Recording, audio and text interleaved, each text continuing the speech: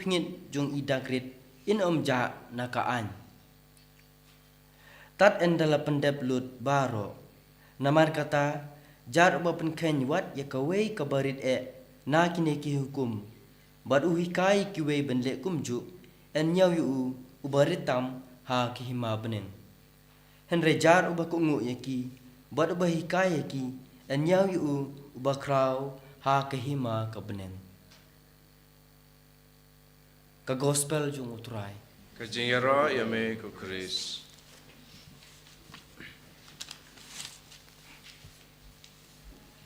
Kohemen ko para utrai Jesus Christ. Nyaengu Adam ya oblay na bunong tao na kapanta ka ni kasngi ka papranay. Bat na kapanta ka jing ba kordor baul ayangi iway pa iway. Ngiyos nga kohemen ko para ka gospel mata kasngi. Ujisu uhikai sipang kajing don kam jong kajing hok bat kajing babaha.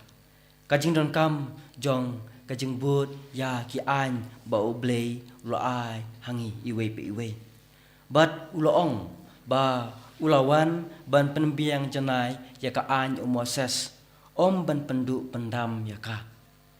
Hakapor jong Jisu kiju kinget baka an ne katora kalong kabomla ban kela kalong kaba kordor bat kalong ru kajing panpau jong ublay hi henrei haka gospel deu Jisu hi bolong uta unong panpau jong ublay haka spotli ki hukum jong ublay yang i lakhot ban burom ya ublay ban burom ya ka kerteng jong u bat ya ka sngi jong u bat burom ya kikmi kikpa kumjuru ban burom ya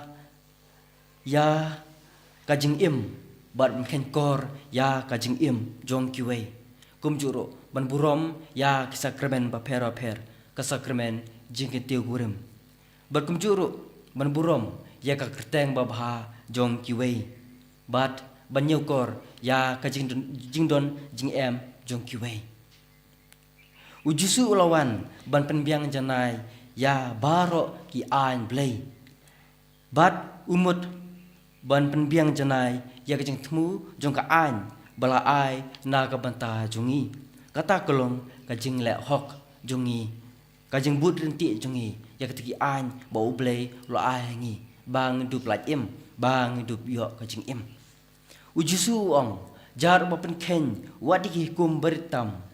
Badu hikai yikiwe benle kumju en nyaw ya ubaritam ha kahima beneng kane kaposhai sipang kajing don kam bat kajing kodor ban bud ya ki hukum ublay ban hikai yikiwe bakin le kumju kam dai tang kababut ya